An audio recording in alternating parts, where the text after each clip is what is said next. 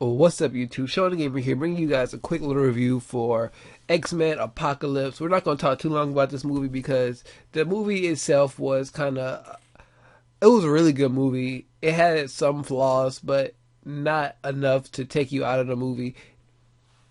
As far as superhero movies, I say it's about the middle of the road from what we've gotten this year from Deadpool, Captain America, Batman, and now this movie. We have other superhero movies to come. This is an X-Men movie, the third one in the new trilogy. So that means we've officially had 8 X-Men movies, technically. Only 6 of them that really exist. Actually, 5.5 exist because I think they retconned First Class too. And I'm starting to think that every movie they retcon themselves just a little bit because they've killed Angel twice now, if I'm not mistaken, and they've killed Havoc twice. Spoilers. So, this movie is centered around the ancient mutant himself, Apocalypse. They kind of retconned his backstory a little bit from the comics.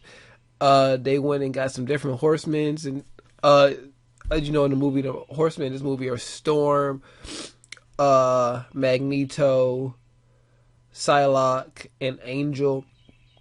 So he goes off, finds the 4 of them, and he kind of runs into the Storm, but whatever. They bring in a whole bunch of new actors to play these older characters that we all know, like Jean Grey was recast by Sansa Stark. We have a new Cyclops, new Nightcrawler, and they all did very good in the movie. The new Storm, I was giving my friend a hard time about it yesterday, but I didn't know the girl who plays Storm is also the girl who played in the Aaliyah movie and Drumline 2, which are 2 movies I stay completely away from because both of those are like VH1 movies and like Lifetime movies or whatever, and I stay away from those. And she also played not Masterpiece, somebody's wife in Straight Outta Compton. I can't remember that boy's name. Dr. Dre's wife, I believe, in Straight Outta Compton, or Ice Cube's, one of them. But she was in that movie as well. Her role wasn't big enough to even let me realize that was her. But whatever. The new Storm, hopefully she'll have more to do. Cause I liken her. This really pissed my friend off yesterday. Cause I liken Storm to this movie as Storm to like X2 X3, as she was there, but her role was like in X2 X3. Her role.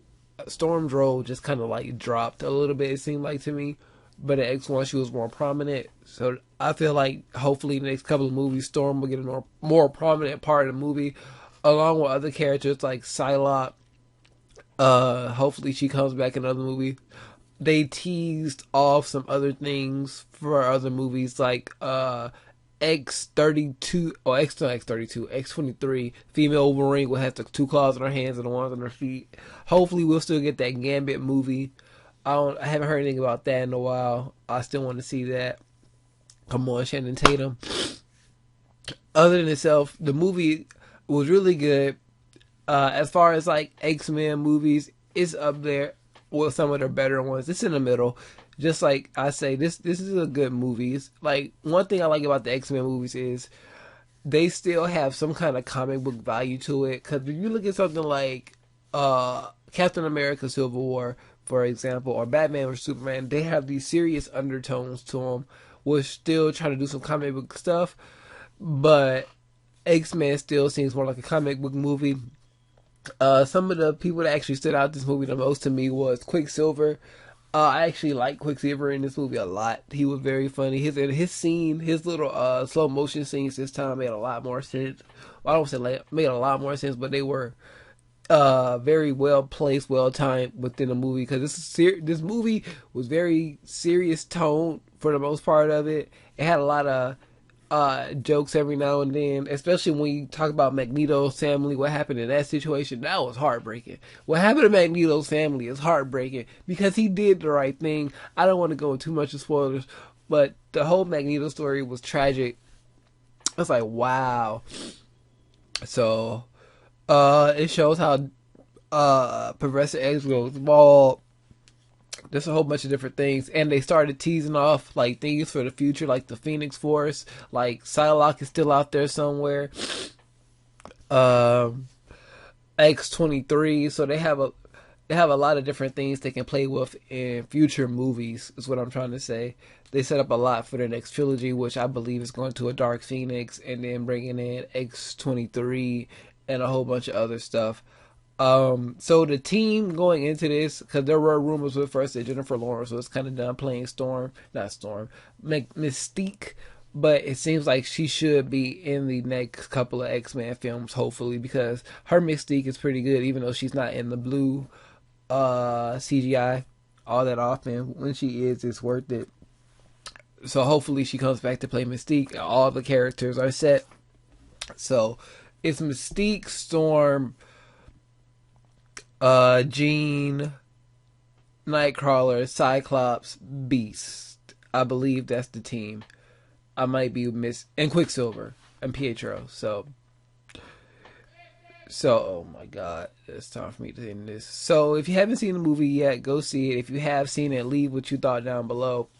I'm not going to go too much into spoilers because it's not that much to talk about in this movie. Because it's a really, if you know the Apocalypse story, it's pretty much, well, I don't even say that because they diverted from the comics too. It's a really good movie.